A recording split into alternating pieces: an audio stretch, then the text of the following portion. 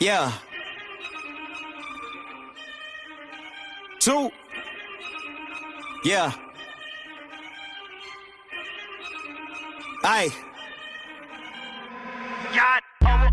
I'm jacking the beat, you calling the cops, the yapping is cheap, I call you the ops, the rapping is heating, it's all cause of pop, you get a leak for the ball, get a drop, feel like I'm wrong when I double it back, cause I'm making it harder to catch that, but I covered the ticket, I call you to visit, you tipping and hit up the cash app, baby girl been around for it, yeah, in the old days, I was stuck in old ways, never really trying to flip the old page, young man tripping at an old age, thinking I was flicking, had a low wage, led the bro days, then a slow praise, thinking it'd be different, it would gon' change, then it really didn't, it's a cold game, yeah, ayy, all I really wanted was the money in the pocket, got over money, but the money ain't the topic, like Bill Doe and the money gotta stop it, kid need food and the whip need juice, I'ma get these views when the... One of the many questions that I receive is, Liddell, how do I get into those rooms?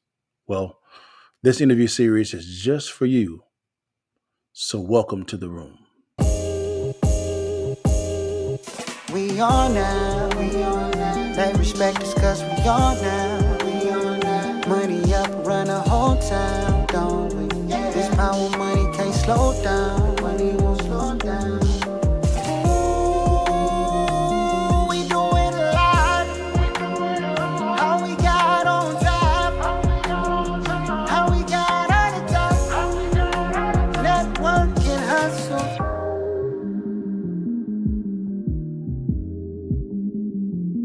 Guys, man, welcome again to another edition of the Accountable Podcast interview series. Man, we got a good one today, y'all, man.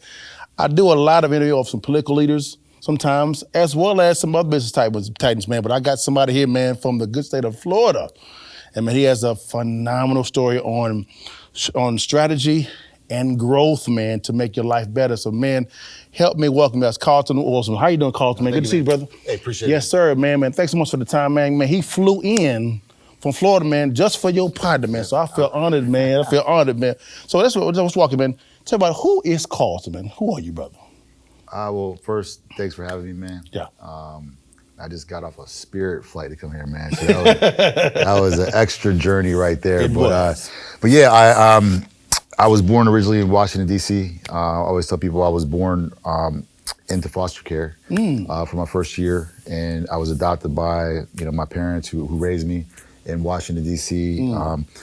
Journey took me to Mississippi, lived in Starkville, Mississippi for a little while when I was getting developed, and then moved to South Florida for the rest of the time, and graduated from there to went back to D.C. And so I was someone who really didn't fit in the box, never really did well in school, really didn't do well sitting still or following the rules, and I just always wanted to work. Sure. And I always just wanted to do better. Yeah. And I always just wanted to do what I wanted to do. And I never understood why I couldn't. And so that led me into some good things in my life, and that led me into some bad things in my life. Understood. And I think after, long story short, I think after, getting the conscience and getting knocked upside the head too many times in my 20s, I think I was able to discern what the right things were to do in terms of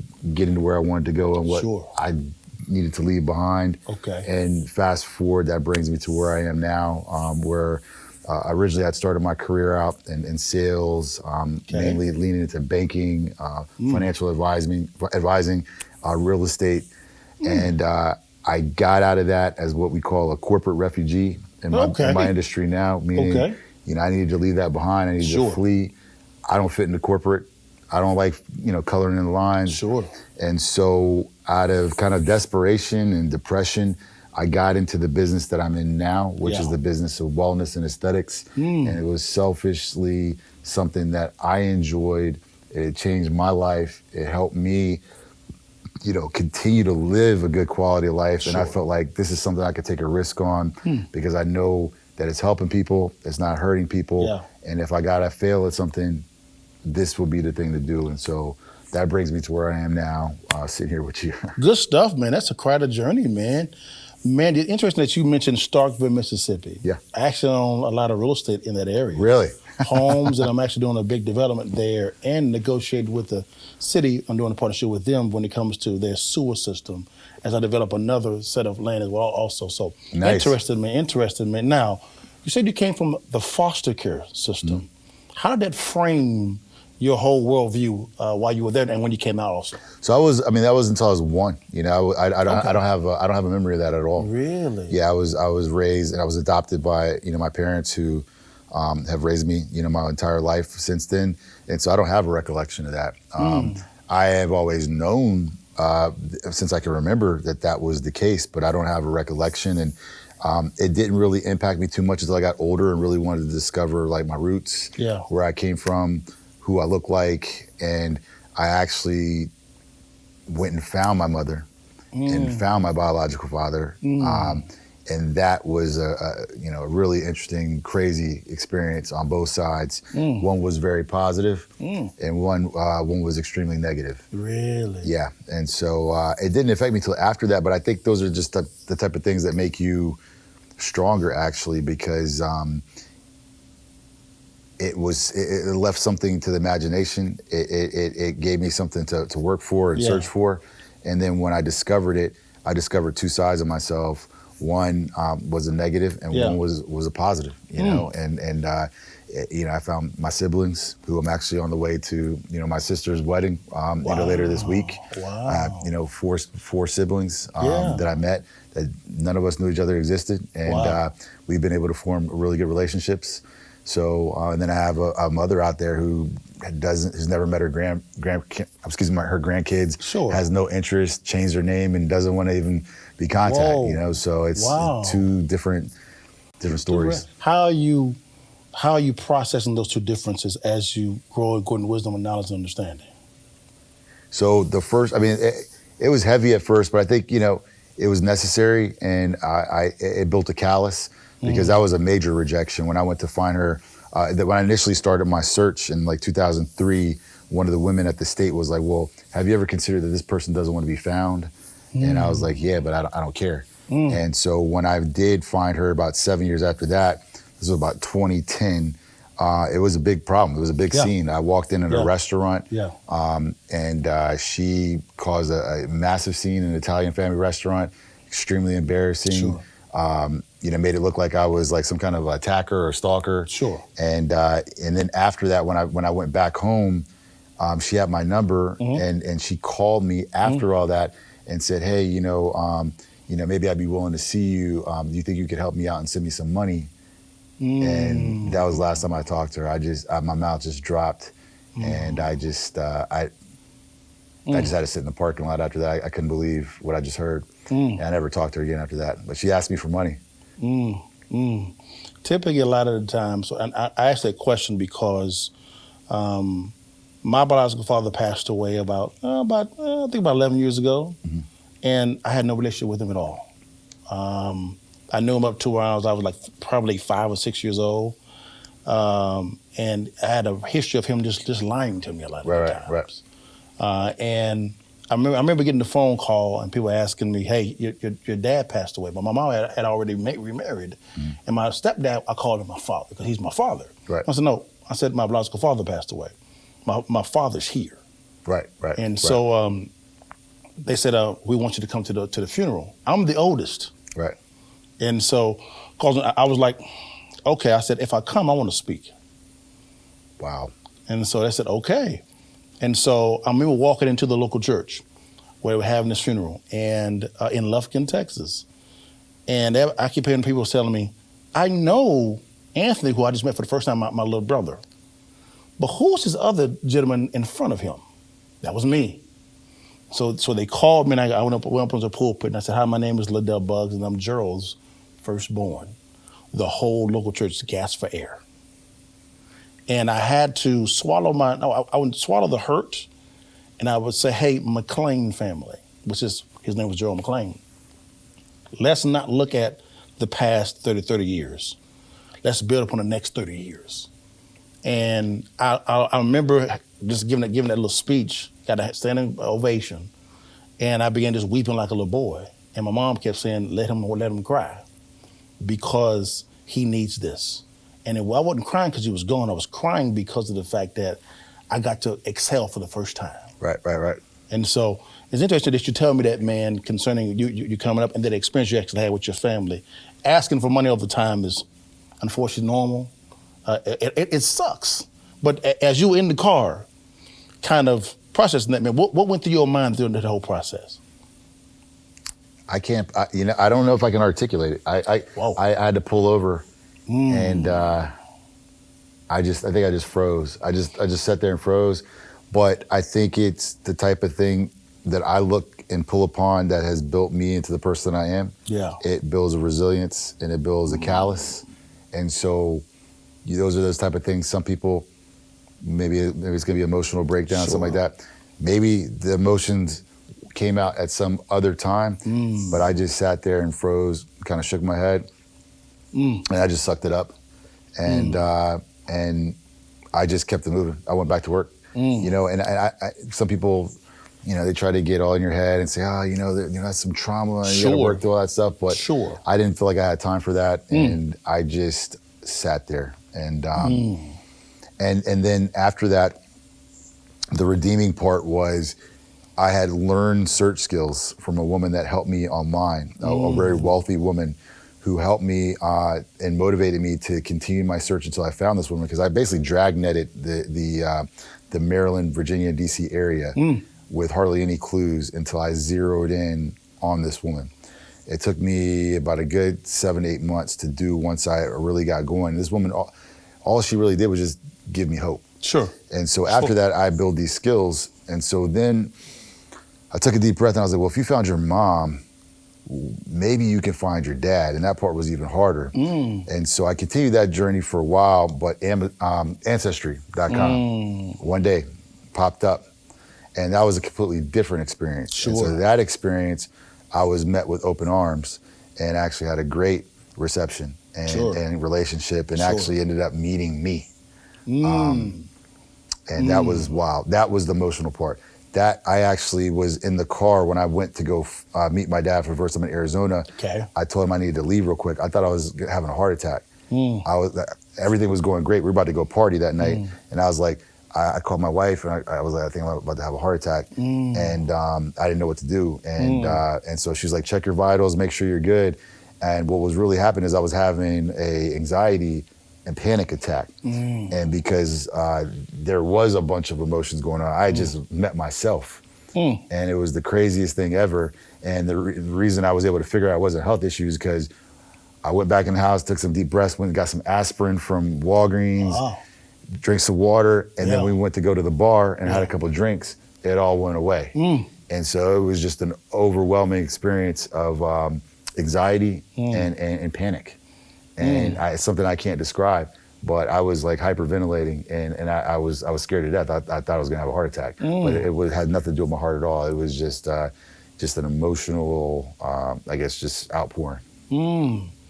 It sounds like that situation where you growing up and you're looking for your mother and your father really kind of shown you the tenacity that you actually had to get through anything in life. I can tell that you are you're a very mentally strong man. I can really tell that you are. I appreciate it. But you're sensitive to your emotions as well, which is good. How have you been able to use that type of mentality to begin to go into the business realm after exiting the corporate world? So I think that's a great question. And I believe that was the superpower, because if you were going up against somebody or something that doesn't have that level of grit or resilience or hasn't built up a callus, a lot of times people will buckle under little bits of pressure that if you are calloused, like you see those TIE fighters and they're kicking down trees, kicking down bamboo over and over and over again, or you see some fighters, they're punching brick walls over and over again. These knuckles are really thick and calloused. And so for me, going into situations, I could pull from that and breathe and say, you've gotten through worse. And see the other side of the problem. And so over time, that's gotten better and better and better through each one of these situations. And so I think those are kind of like your toolbox and arsenal to pull from when things happen.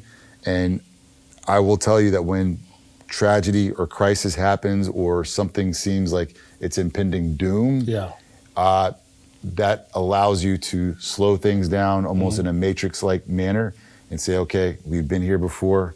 What's the solution? How are we gonna get out of this? Don't freak out. Nothing good comes from freaking out.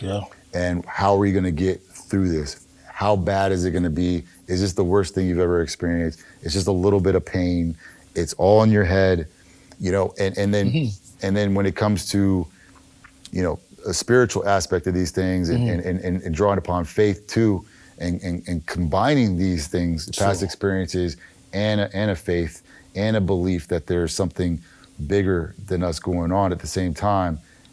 If you have those tools and you're going up against somebody who doesn't believe in anything, or you're going up against somebody whose mommy gave them the money to start their company, or anything like that, they can't compete with you. And so it starts to show.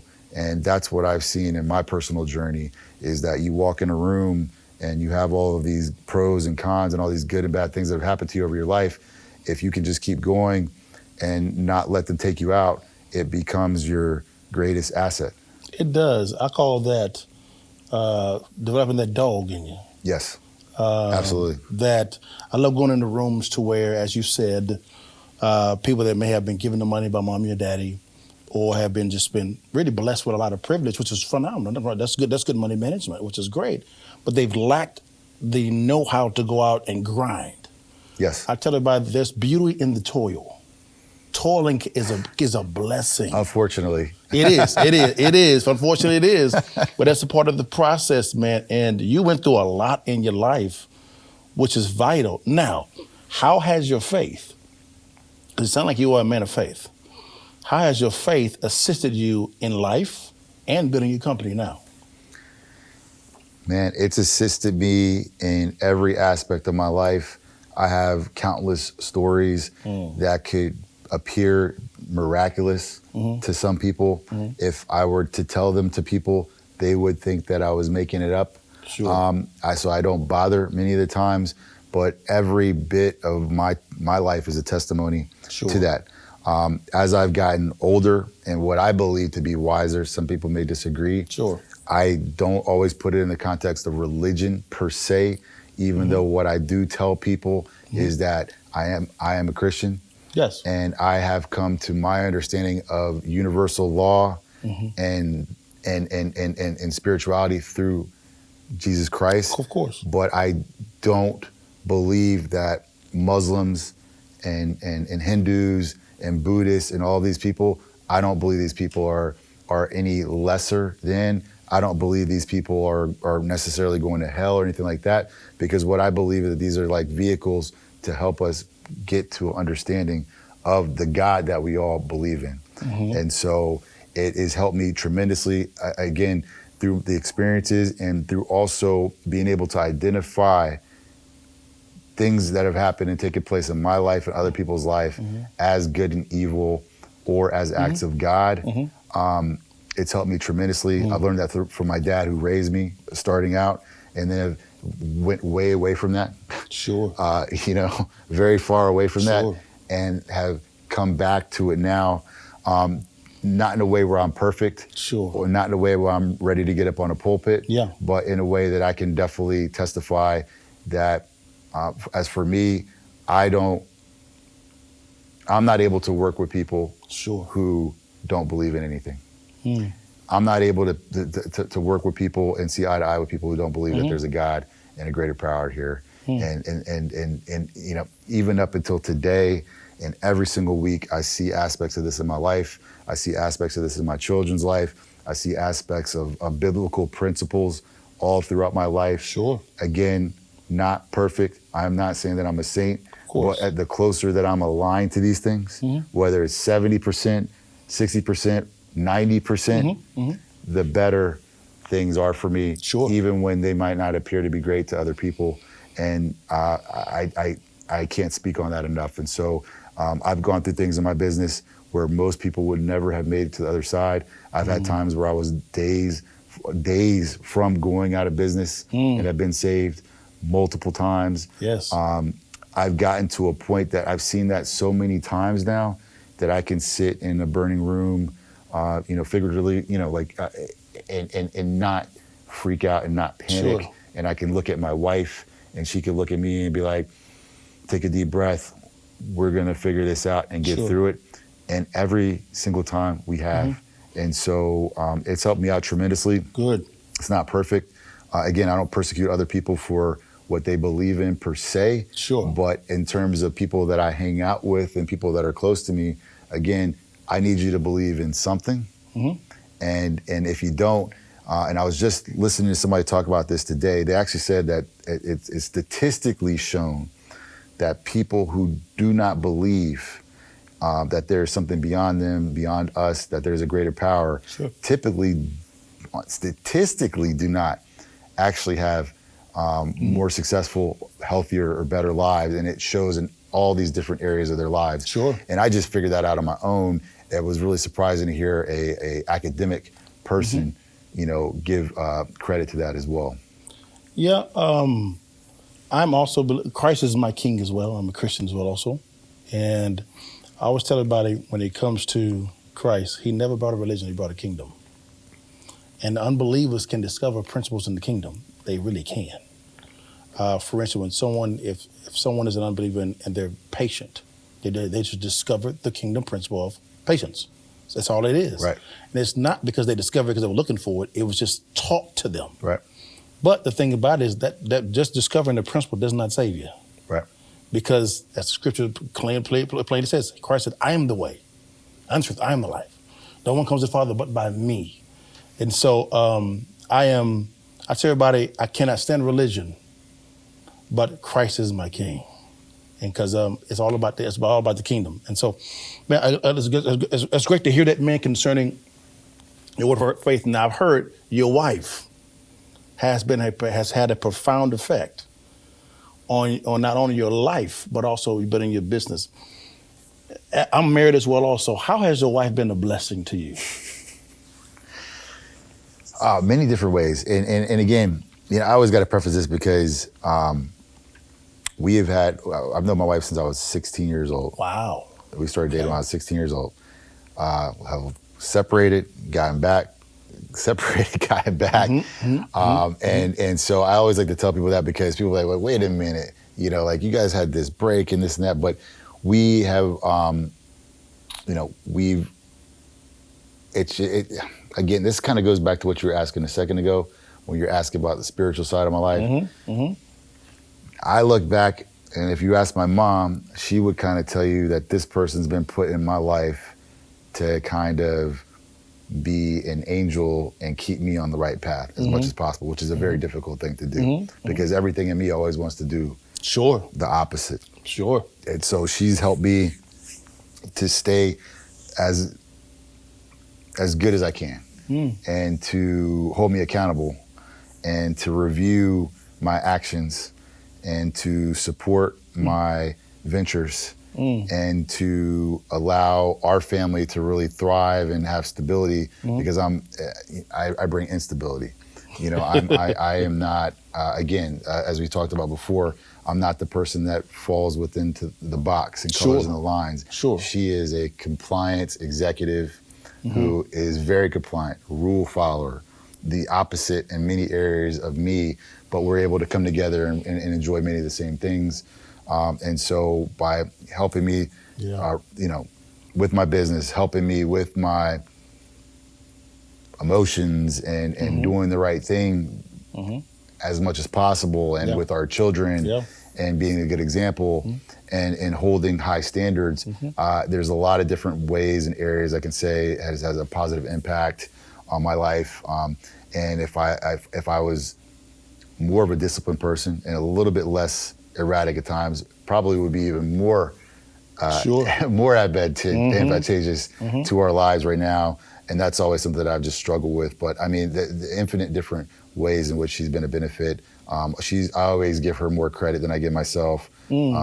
She's a great person. flawless record, both in public and out of public. And full of integrity. I'm the person that always struggles to really be that guy, and she helps hold me accountable to that as much as possible. That's good, man. My wife pushed me into entrepreneurship. So I love to hear men honor their wives and to say how behind every good man, there's a woman. That's a good woman. I've come to believe that now. And it's actually another red flag for me many of the times. Really? When I am surveying somebody and again, do you believe in something? Where's your wife or significant other? There isn't one. Why? What's going on? There's multiple, meaning that there's been 3 or 4. Why? Because you're able to kind of take these different characteristics. Sure. And once you start plugging them in, all of us fall into a avatar, right? And so we've all seen that person before.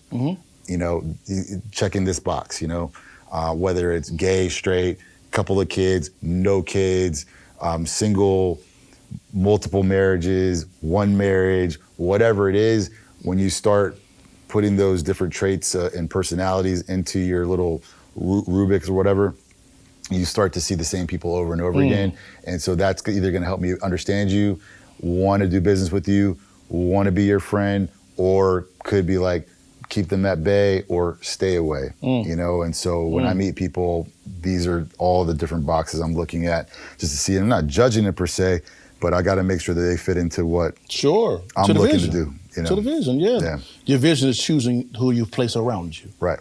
And I tell everybody, vision chooses everything. Yes. So that's good. Even chose your bride. Yes. Which is good, man. This is phenomenal information. Notice, guys, we haven't talked about his business yet, because I want you to know the man himself. Now let's dive into your business a little bit, man. A friend of mine actually owns a health and wellness company here locally, Logan Stout. Good friend of mine. They do quite well. Okay. And it's not in your space, but it's in that wellness space. And so I'm new to this concept of your company. Tell everybody, man, what is 4EverYoung, man? Give everybody a picture, man. What is it, man? What is it? Talk to us. Cool. So first and foremost, I'm glad that you're new, but I don't care after this show if you go to my place, sure, or if you go to any place. This is something that I would want you to be involved in, and everybody that's watching this involved in, regardless, because this is something that's going to support success in every area of your life. And so 4EverYoung is a company that we founded in 2014, my partner and I, Dennis. And basically the concept of our company is looking your best and feeling your best. Okay. People come into our office for 2 different reasons typically, sometimes both reasons. But the beauty of it is, if you want to come in and you're just looking to look better, we offer non-invasive procedures, medical procedures that doctors, nurse practitioners, PAs, nurses administer to help you look better. And so those are things like Botox, fillers, facials, chemical peels, lasers, anything like that that's going to enhance your outer appearance. We can go even further into medical weight loss and things of that nature. That, right now we have something called GLP-1s that actually can help you lose 20, 30, 40, 50, 60, 70 pounds. And it's like basically like the magical shot everybody's been waiting for. We have that. And so we have people coming in just with looking better on their mind. And then we have the feel your best side of our business, which is basically starting with comprehensive blood work that your doctor's never gonna run. We're not insurance-based, so this is cash pay. These are people who wanna use their money as an investment in their health. So they get to dictate what it is that they wanna see. And so we have very, very comprehensive blood work that's not only gonna show you what we need to optimize, and typically we're looking at your hormonal health, vitamins, vitamin levels, deficiencies, cardiovascular metrics. We're looking at kidney function, liver function, all these different things that come together to help you feel your best. When those things are off, we're able to say, hey, look, this is what we found. Let's put it in a profile. Here's the plan, and this is how we can help you. And so, and a lot of the time, the root of that is going to be hormone optimization, We do a lot of male and female testosterone. We do IV therapy, which is, direct injection of, vitamins, minerals, hydration right into your bloodstream, passing the liver. And so you're getting 100% of these nutrients, and many other areas that are going to impact your wellness. And so when we bring the feel your best side and the look your best side, that's going to take you at any age and help you to be the best possible version of you, which then, once you put that into your life, whether it's your relationships, your upbringing of your children, your business, your spiritual life, everything gets better because you're at the highest level you can possibly be. So I always tell you, without a wellness plan, you without these services and therapies can never compete with you with them. Never. Never win that battle because you simply can't, because you're the best version of yourself. Okay, let's dive in a little bit, man. And I agree with you 100% with that. My question to you is, now we're going to dive into the medical side a little bit. Why do you think a lot of Americans don't really invest any type of capital into their well-being, health-wise, and they lean really more on the pharmaceuticals? Great question. So if you were to break down the system, the incentive for the medical professional has always been to treat people's conditions with medication. And so if you actually really look behind the scenes and think about every doctor's visit you've been to, unless you got shot or in a car accident, broke a bone, something like that, it has basically led to some type of prescription, right? How often does it ever lead to going outside, getting some sun? Here's a referral for my trainer that I'm going to give you. How about you take these vitamins that you can go get at the vitamin shop, and how about we do your blood work and go look at all the areas that we can clean up right now, and then you come back before we prescribe it. That never, ever happens. Maybe it happens 1-2% of the time. The reason for that is that if you look at the systems of training for the doctors, who's over the associations, who's over their education, who owns the hospitals, who owns insurance companies, there is a directive to use this type of treatment for conditions for people, and it's sick care. You're keeping people perpetually sick, which is maximum profitability with drugs that cost pennies to make, yet are reimbursed for thousands of dollars. Blood work that costs $1 or $2 to run, yet being reimbursed for thousands of dollars. Every touch point of the medical system is like a multiple of 100 times sometimes of the actual true cost of what you're receiving. So there's so many hands in the pot, and the education is, this is the whole thing. Look at your public education. So you're raising people, they don't know any better. They don't even know who their senator is or their congressperson is. They don't even know who their commissioner is in their city, right? How are they gonna know what's best for them in terms of that? They didn't learn it in school. And now these generations, they took the PE out of school and all this other stuff. So you're creating the perfect customer, perfect paying customer for generation after generation. And you've also now entrapped these doctors into a system that they can't get out of because they got to treat 100 patients, 200 patients a day just to get that insurance reimbursement, because these people over here aren't asking for wellness care, because wellness care does take an investment. It takes you also wanting to do a little work sometimes, right? To take care. So this is the easy way over here, right? And we know that people will seek the easy way, and the easy way is extremely profitable. It is. So why would we change that? It's not, that's your answer, you know? It's a dangerous thing to say, because you have a lot of people that say these things, and things don't always work out too well for these people. If you really start to impact that side.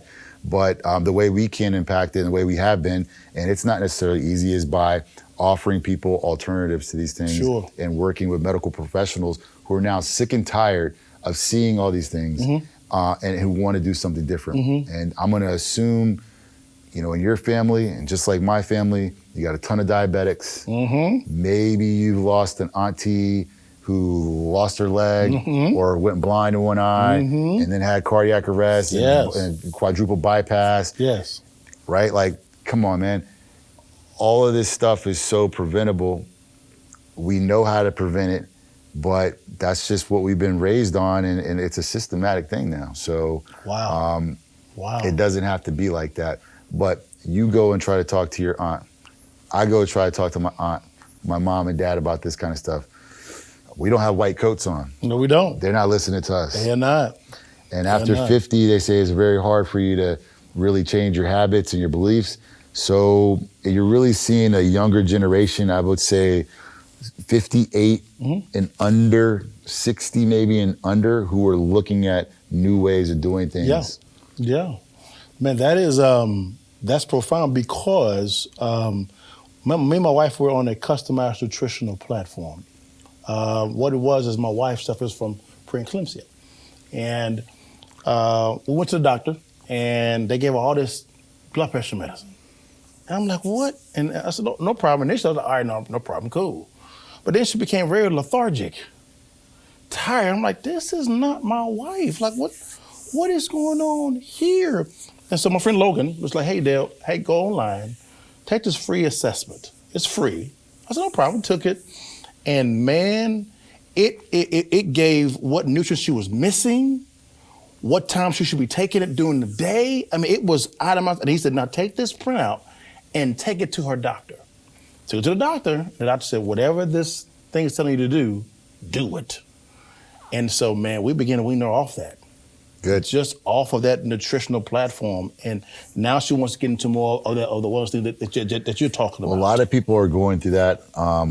It's very common, and they don't understand what's actually happening to them. So, for instance, with the blood pressure medications, that disrupts a lot of stuff in your body. And one of the things it does, as I poured in my electrolyte drink before we started this, one of the things that does is it actually dehydrates your body and it pushes all the nutrients and all the electrolytes out of your body. So it's dehydrating these people every single day, and they're sitting there and they don't know what's going on. Really? They don't understand that you literally push all the nutrients out of your body, like just like squeezing, a sponge out of the body. So they can't keep it in there, and that's one of the ways it's regulating your blood pressure, but there's no education on that, and they don't know how to be. You gotta be your own doctor. You do. You gotta go down the rabbit hole and figure out what's happening. And so luckily you did, but most people don't. And then they go back to the doctor like, oh, you know what, we're gonna try on this medication instead. Every time. So here's my question. Let's hypothetically take someone that's actually having high blood pressure as an example. They prescribe all this medication. What would be, and this is a hypothetical, what would be the first thing that you would actually do? Someone walks into your office, they say, hey, I'm trying to feel a lot better, I have high blood pressure, what should I do? So first I wanna just remind everybody, I am not a doctor or a scientist. He is not. We have MDs that are our medical directors and medical professionals. Correct. But the first thing that we're gonna do, and the difference in our business is that you do get to meet with somebody who is an enthusiast and who is certified and trained in wellness. So they're gonna give you the layman's aspect of what it is, meaning that I'm just gonna talk to you and break it down where the goats can get it real simple, right? Sure. And we're gonna have a conversation about my family, your family, what our friends, what we've seen, what we do. Then we're gonna go educate you and say, hey, look, don't take my word for it, not a doctor here. Let's go to the lab on site. Let's go run your blood work. Let's go see what the numbers are. Then let's go get you a physical with our medical professionals in the office, doctor, nurse practitioner, PA. Let's combine all this information, get you on the body composition machine, see what's going on, see how much water you have, see how much muscle you have, see how much fat you have. Let's put all this data together. Then we're gonna put it on a profile and say, hey, look, this is what we found. You're super dehydrated. You have very little muscle mass. You have too much fat. Your liver enzymes are elevated. This is why, your kidneys are not functioning 100% properly. Your testosterone level is like 10% of what it's supposed to be. Do you feel tired? Yeah. Do you, do you have like, I don't know, like any other symptoms? Are you falling asleep early? Are you having, yellow in your eyes? Whatever it could be going on. And you'd be like, yep. Okay, well, if we change this number here, this number here, this number here, let's increase, your optimize your hormones here. Let's get you hydrated. Let's get you on a nutritional plan. Come back in 6 weeks, and then let's see what happens. and then you come back in there and you're like, let's get on the scale. Wow, so you just put on 8 pounds of muscle loss, 12 pounds of fat. How are you feeling? Great. How's your sex life? Great. How's your marriage right now? Great, but now she can't keep up. Well, bring her in here too. You know, like, okay, how's everything going at work? Killed it this month. Okay, what do we do? Did we put you on a whole bunch of different medications, all that stuff? Probably not. We probably just made some tweaks. We probably did supplement your hormones. But other than that, you're taking natural herbs, fish oil, whatever, supplements here, hormone supplementation, hydration. We just maybe told you to drink a gallon of water a day. You were drinking iced tea all day or sweet tea. You know what I'm saying? Like these little tweaks, and now you feel like you're 20 years old, 16 years old, and never thought that was possible. And how much did it cost you? Not much, maybe $400, $500 that month, but. It's nothing. That's nothing. People spend that money going to the club on a weekly basis. Right, and then you can't get up for work. You can't even. Come on, man. You can't even process your food because you drink so much alcohol on the weekend, and now it's Wednesday before you can actually be productive at work, and the work week ends on Friday. Yeah. And you can't figure out why that person next to you just got a promotion. Yeah. And you've been here for 10 years. They've only been here for 2, but you're not looking at these other signs. Sure. You're not looking at maybe this person, maybe Jim, that guy got the promotion. You're always talking about him coming into the office 5 minutes late, but he's rushing from the gym. Yeah. Jim's rushing from the gym. Jim probably went to the wellness center. He's not even telling you about it. Jim looks different. Jim does different activities. And so these are the type of things that help people get ahead in all areas of their life. And it does take a little effort. It does. But everything that's worth having does. And then after a while it becomes your routine. And then we get to live better lives than our aunts and uncles that got their legs cut off because of diabetes, man. Which every black person I know can relate to that. Yes, sir. That soul food gets us every time, man. And it's not really a black problem either, because if you think about it, we're in Texas right now. I just came from Georgia. You go outside of Dallas, you know what I'm saying? The further you go outside, everybody's got the same problem. Yeah, the same problem, man. That same problem, brother. That thing. Man, you gave some jewels there, man. I hope you guys wrote that down, because he gave some jewels there. Now, let's pivot real fast as we come to a close. Why did you formulate this company? What drove you to formulate your company, 4EverYoung? What pushed you there? So I was in Atlanta, Georgia. I had suffered, well, I didn't suffer per se, it's first world problems, but I gone through 08, 09. I went into bankruptcy, had to build my life back from that. I got a home at the time. I got into a point where it was free and clear. I built myself back up, a cash basis, no credit, and I was very comfortable. And my wife came home one day, because we had gotten married in Atlanta. She moved from South Florida there. She came home one day from her job. She's like, hey, look, there's this opening that's back in South Florida. And I left my parents to come up here. Your parents live up the street. And I came here to support your career. It's been about 10 years. I want you to support my career. And would you mind if I apply for this? And I was like, hey, look, I had to remove the selfish part of me. And I was like, well, I'm at least gonna give you some crazy stipulations. So I gave her like 10 stipulations. If they do all this, we'll move. And so I was like, they're not gonna do this stuff. So she came back in a week and applied, and they did all of those things. Again, remember what we talked about before, how I talk about different times in life where God has been real evident. Yeah. So I'm uprooted out of my comfort zone, which probably would have hurt me, because I was too comfortable. And we had to move, and she moved ahead of me. I was like, when you gotta be there? She's like, 30 days. So it took me 7 months to get down there. I couldn't find a job to save my life. That's a whole other story. Even though overqualified, MBA, top performer. And so finally I take a job just to get down there. Way back in my career, step back into the retail bank that I worked in like 10 years ago. Just wanted to get back down with my family. And I got down there and I was miserable every single day. And I started waking up, I'd be in my boxers on the side of the bed, looked like a depression commercial. I was literally had my hands in my bed and about to cry. And I'm just like, I can't believe this is my life. I just, I thought I was good. And now I'm in the monkey suit and I'm getting talked to crazy and I'm having anxiety. And so I started to have people from the business that I'm in now coming into my office for, all the clients. And so I just started taking my time because I was into my job, just interviewing them, doctors and different people from this industry. And I was a patient of hormone replacement, which is a service we offered before. It had changed my life before when I was in Atlanta. So I was like, hey, you know what? I'm ready to jump off a building anyway. I've already gone bankrupt before. And if I had to do it again, I will. But I'm gonna try to do something like this, which is hormone replacement, wellness, and help people with that. And so I started writing up a business plan. And at the time, I had no friends where I was, and I was just working out all the time, and I was trying to do a bodybuilding competition. And one of these clients that I interviewed had been in the wellness business before, and he was like, I just want to tell you one thing too. He's like, if you plan on doing this, you got to have 50 people who are going to support you at the gate. Otherwise, I wouldn't advise you to do this. So I've been training with a guy who was helping me get ready for this bodybuilding competition. And I known him for like a month and a half. And I was like, well, I don't know 50 people. But I was like, I know this guy, and he's like, he knows everybody in the fitness industry. He knows everybody in town that's involved in wellness and fitness. So I was like, I called him up one day. I was like, hey man, can you meet me real quick? And he's like, why? He's like, he's just my coach. And I was like, I just need to meet you. He's like, I got my son with me. I was like, bring whoever you want, meet me at the Starbucks.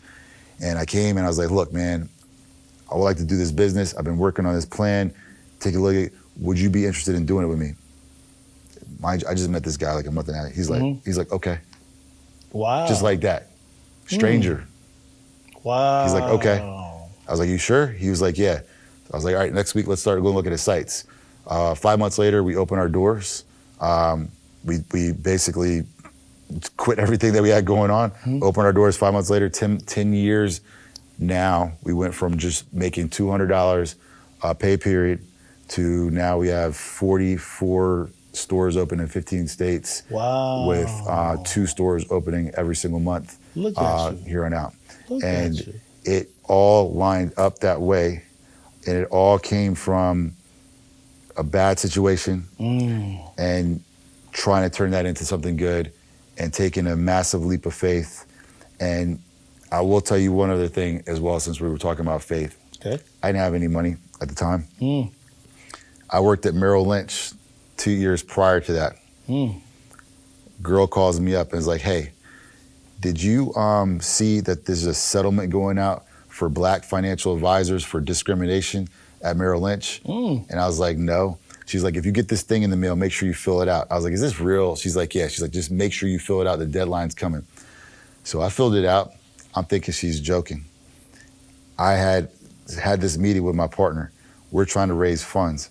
Go to my mailbox. There's a check for $35,000 in my mailbox. Whoa, wow. At the same time. Wow. Yep, the Lord has handled you, brother. At the same time. Yes, he did.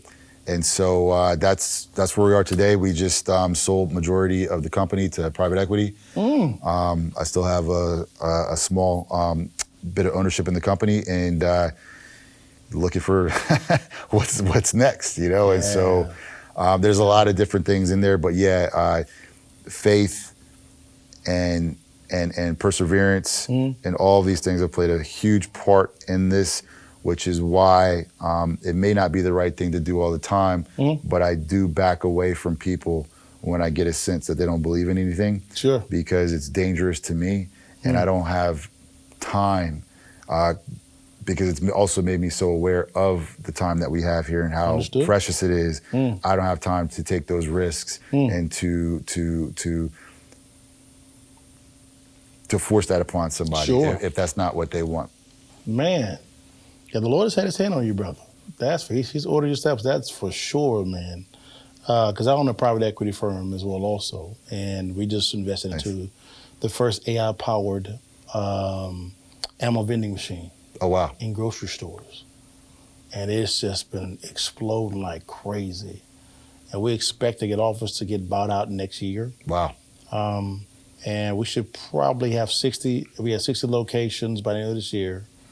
18 in the next 60 days. We have some out there that's performing like crazy. And then we expect about 300 by next year as well also. That's awesome, man. So it's just a lot of explosive growth. And so I'm praying that the Lord does what he does, and that kind of the same type of thing, how that came to me, the same thing happened to you as well also. So it's just, man, it's cool to see, man. If you could, as we end, brother, this has been a blessing to me to see someone walk by faith and not by sight. And to invite in wise counsel, get razor sharp on your vision, right? And that wise counsel sharpening your vision. That's phenomenal. If you could, man, help someone out. Your camera's right over there. Help someone out, man. Someone's looking for an opportunity.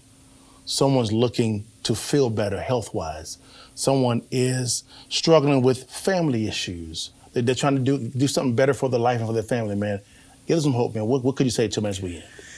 Yeah, so first thing that comes to mind with that is I tell people, especially if you feel like you're unhealthy, I don't care what you're doing. If you're feeling unhealthy and things aren't going great for you, that's something that you can use as a sign that maybe your way isn't working. And if your way isn't working, then the first thing that I could tell you to do, and your life will never change until you do it, is that you need to submit to something or somebody else's way. Your way is not working. It hasn't been working for a long time. So you need to stop immediately and submit to another way.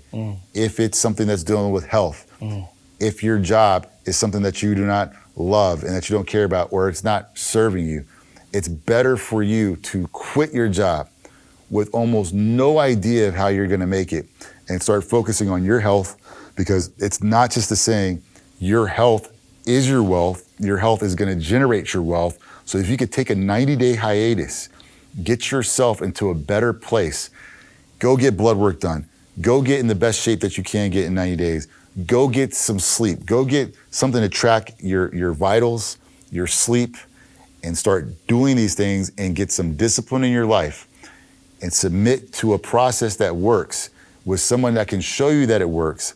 This is the way that you change your life. This is the only way I've seen people who need this kind of help change their lives. And until you understand this, you will never change your life. And so submission is something that many of us struggle with. It's something that I struggle with. And it wasn't until I learned that there's a greater and other ways of doing things. And I need to submit to that because I don't know everything. Until you're that humble, you'll never be able to change your life. And many a times that humility is also found in a spiritual manner as well. And so if you're able to get your spiritual health together and optimize your physical health at the same time, there's almost no way that your life won't get better in relationships, at work, with health, all the things that you want, whatever it is, these are the things that work. And I'm living proof of it, not a perfect individual, but I can testify to you guys today that submitting to the higher power and submitting to people who can show you that they have proven track record of results has changed my life, has changed most people's lives that I know. And that's what we talked about today. And if you guys need help with that, I help people out for free with these things all the time. But you can't help somebody that doesn't want to help themselves. And until you're ready to admit to yourself that your way is not working, you will never, ever, ever achieve the things that you want. And you will be asking yourself these same questions until the day you die. Man, great way to end, brother, man. I've enjoyed this conversation, Carlton. This has been a breath of fresh air. Guys, if you could look up 4EverYoung, guys, look him up, man. That company's exploding. What he's shared with you guys has been a wealth of knowledge, guys. And thank you so much for blessing us thank you. with your time, man. And man, Carlton, man, again, brother, I enjoyed it, brother. It's been wonderful, man. But guys, man, another edition of the Carlton Williams Podcast. We hope you brought you guys some value. See you next time. Stay blessed and holla at your partner. Long live